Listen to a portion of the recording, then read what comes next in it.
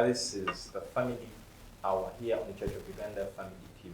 We are looking at leadership and the law of addition. Before the break, we were talking about how leaders add value onto themselves. Like Dr. said, you cannot give what you do not have. In other words, the value you add on others starts with you. So if you don't have that value, then there's no way you can pass it on to others. We are with Dr. Patricia. Doctor, you had talked about credibility, and I had to cut you short because I wanted us to have enough time to discuss credibility. Let us pick it from there. Well, leaders add value to themselves by building credibility, and credibility is very, very important. Even Jesus in his teachings carried weight because of credibility. His teachings added value because he was credible. His character was unquestionable. So a leader who has unquestionable character, who has integrity, who has impeccable character, like the late Honorable Cecilia Ogwal, had credibility. And competence and character are hallmarks of any credible leader. You have to be competent and know your job. Effective leaders know their staff. They know how to perform their responsibilities. They read widely, and they can be able to implement their responsibilities without challenges. Effective leaders know how to perform with excellence. Action based on foundation of a good character. So credibility is about having that good character, about working with integrity, about working with excellence. Yes. Other than credibility, leaders also make themselves valuable by putting others first. Many times, selfish leaders want to put themselves at the forefront. They want to be the ones to sit at the front. And you sometimes think it is okay, that is how it should be. You should first of all work on yourself and then mind about others. Leaders of value lead with the right motives. And in everything they do, they put the other people first. Because we are in these positions because of the people. This is a government of the people, for the people, by the people. And according to the Constitution, we hold these positions in trust of the people. We are serving, but as people's representatives. So we are supposed to do everything and put the people at the forefront. If I take a decision, I ask myself, what implications does this decision have on the people out there, on the wananchi? So when you are humble, credible, and with a heart of service, then you can use your leadership position anywhere, and you can be able to get a very big following.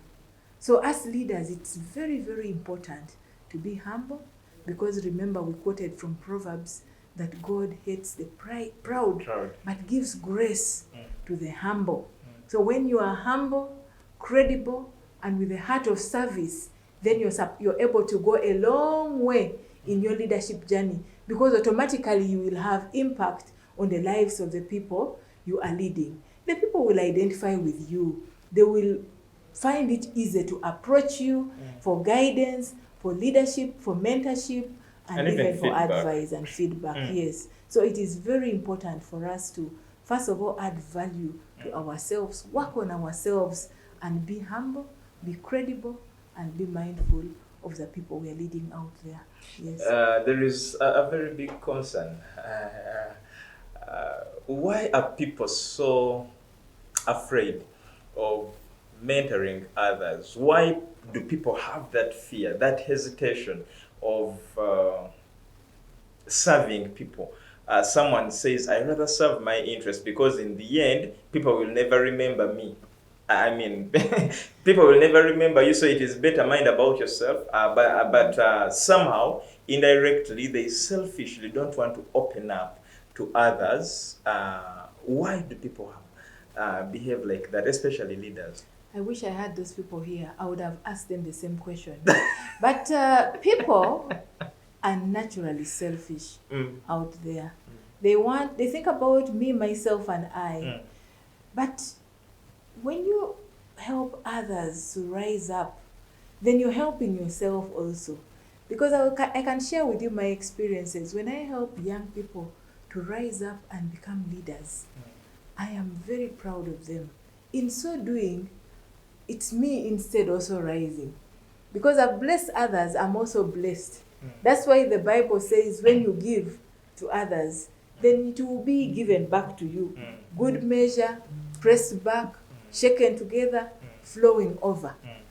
There are leaders who, because of self-esteem and egoism, they do not want to invest in others. And yet when you invest in others, you're actually investing in a community, you're investing in the country. It starts from family. The people we raise, the people we are parenting. We invest a lot of time in raising them up, in making them responsible. Then even when they go out, they're expected to display those same leadership abilities taught from home in managing their tasks in their different spaces, wherever they find themselves. But leaders today, because of the selfish nature, some people don't even give attention to their family responsibilities of parenting. Some people don't even give attention to those people below them, because they think that if they mentor them and bring them up as good leaders, they will top over their positions. Some people think it's about power. Power. They say Ntebe warmer, but even if however sweet that seat is, it's not a do or die, because you are going to serve for a moment and leave that seat for someone else. So leaders of value lead with right motives. But the selfish leaders normally have the wrong motives. It's about selfishness, it's about themselves, it's about just pushing on their agenda. Yes. I want us to talk about now the legacy after adding value. Because when we talk, I want us to emphasize more on the legacy you leave behind. As we're starting this show, we talked about the legacy that our fallen mama left. But as a leader, what does it mean? Even if you've not died, you're retired, you're seated there, but people are testifying about you. I have walked this far because so and so held my hand and walked with me this journey or up to this level. How does it feel as a leader, and why is it important that a leader should really work hard to leave a legacy? As a leader, it's very rewarding, Adrian, to leave a legacy. Because even when you have retired and you're in that village and you've come to town to pick your pension and you find it is your student at the counter, at the till in the bank, you feel very proud. It's very fulfilling. If you come out and you're listening to a TV show and you see it is your student whom you taught many years ago, articulating issues and talking about substance from what you taught him or her, it is very, very rewarding. If you see them applying or implementing the concepts you taught them many years, or even at workplace, an idea you introduced, it is very, very rewarding. Edwin, I was involved in revival of the national airline. Each time I see that aeroplane up, I'm like the other baby who says, that is mine, that is mine. Because or sometimes you just hear the vibration and say, bye, Museveni. You feel that way. And you feel you contributed to national development. When you see your products rising and rising and rising, then you know you left a legacy. I know Honorable Cecilia Ogwal is happy because she mentored many people. She was a mother of many. The whole of Parliament was like her children. Yes. And wherever she went, she had impact. If she was given a platform to talk, she would really talk and move and leave people motivated, even if it was just for 5 minutes. So as leaders, we need to take every opportunity to have impact on the lives of others. That's why for me, Adrian, when you invite me to come here to Family TV and talk about leadership, I feel very, very honored. I feel very, very honored for the opportunity to share leadership insights with others in this platform of the Family TV.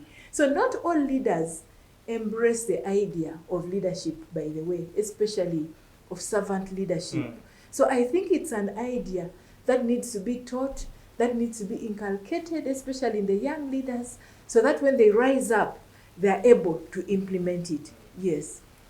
You actually said that you come every Thursday when we call you when you can, but most of the time you come and you don't take that for granted. Now I look at the very many people you're mentoring, you've never seen them, you might never see them, they might never come and tell you you mentored us, but they're right there, being mentored by this talk, and in the end, we really thank you We'll give for glory that to God. dedication. Yeah, but I know we're about to close. We still have a few minutes to go. But you talked about mentorship. Now I want us to relate now mentorship with development.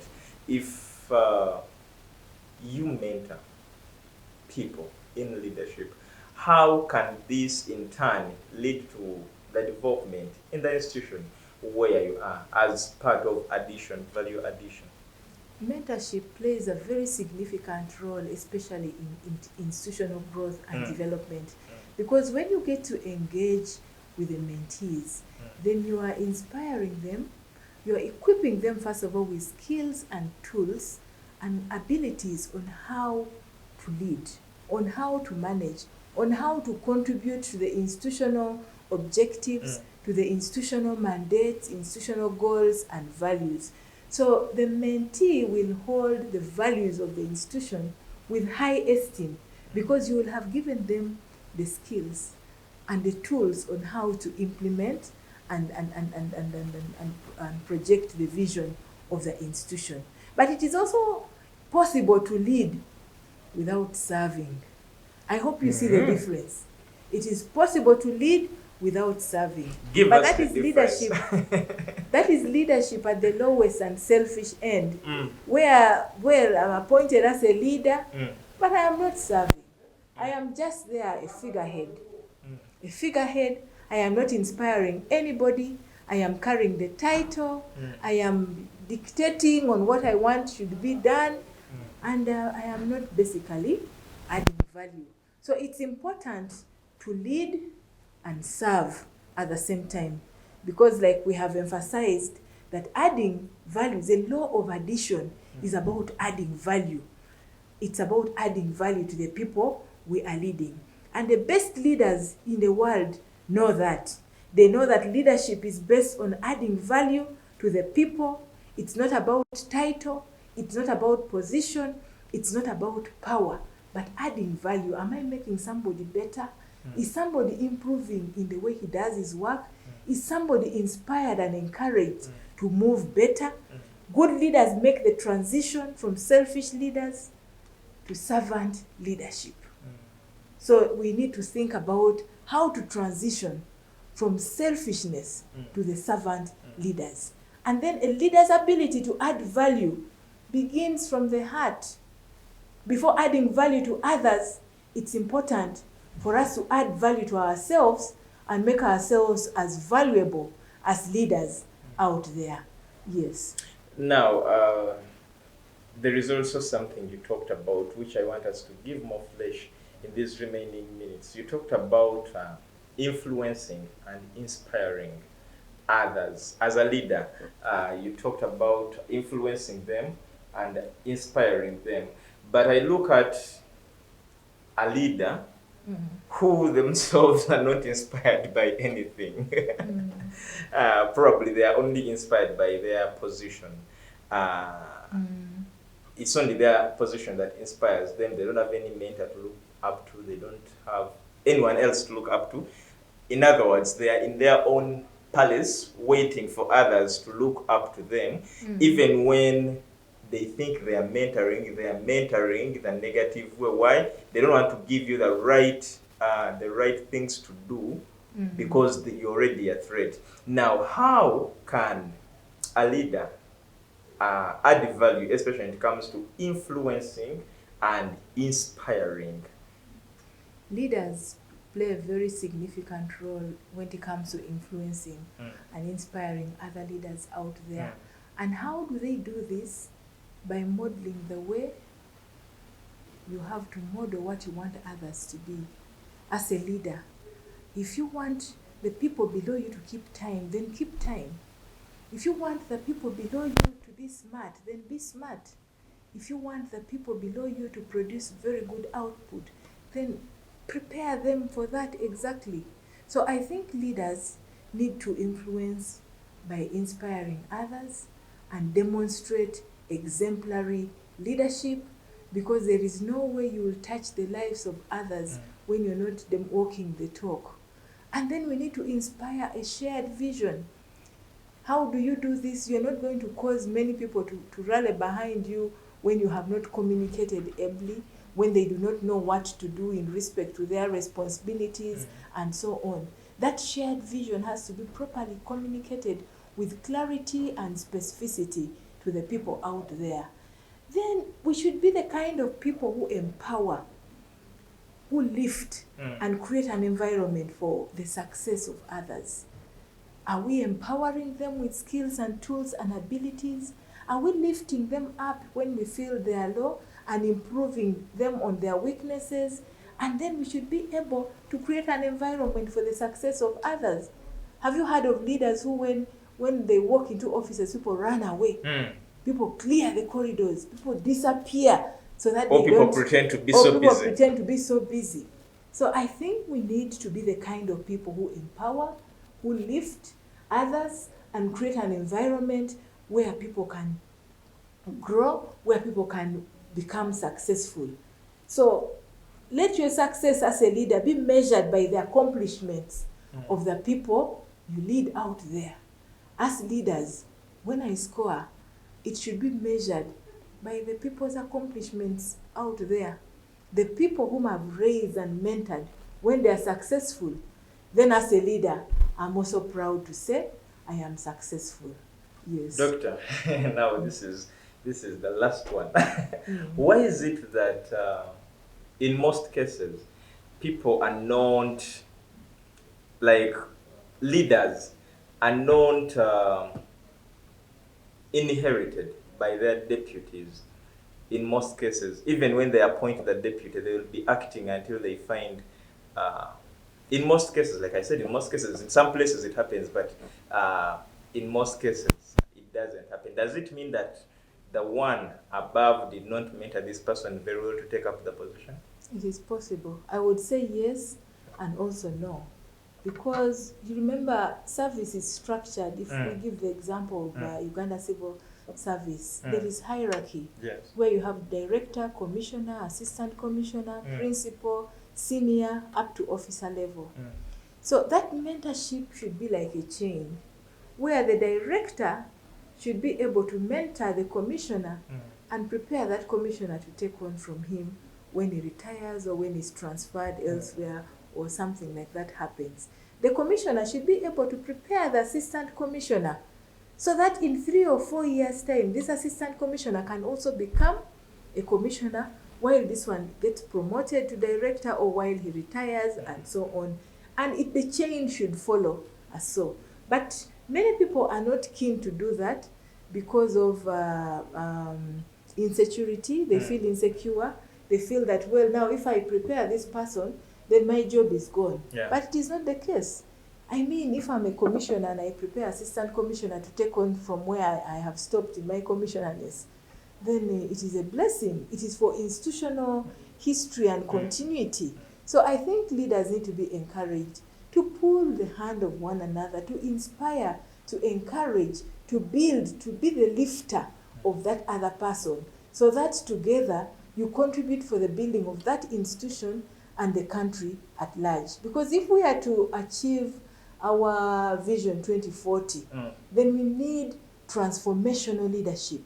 Leaders who come with new innovative ideas, leaders who can transform institutions, leaders who can cause change, positive change, which really moves and causes the bigger change in the country. And we can only do that by being the kind of people who empower, who lift, who create an environment for the success of other people. Because like I said, Adrian, my success as a leader is measured by the accomplishments of the people I am leading out there. Thank you very much. What are your parting shots? My parting shot is that as leaders, let's be people-minded, let's be focused at mentoring, at coaching, at pulling the hands of the young leaders out there so that we can have a breed, a crop of leaders who are able to transform this country, who will be able to lead with integrity, who will be people of highly proven moral character, like our mama, the late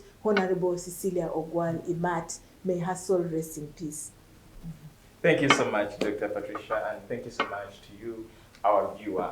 This has been our Family Hour Thursday edition, where we talk about leadership. We're looking at leadership and the law of addition, and how it is important and why it is important to add value on yourself, but also on the people you lead. Thank you so much. We meet again tomorrow. It's a Friday. We have an exciting episode on addiction, so please don't miss it. From the entire team, Brinko, Jonan, Didmas, Norman, Muhumuza, all the team, it's a good night.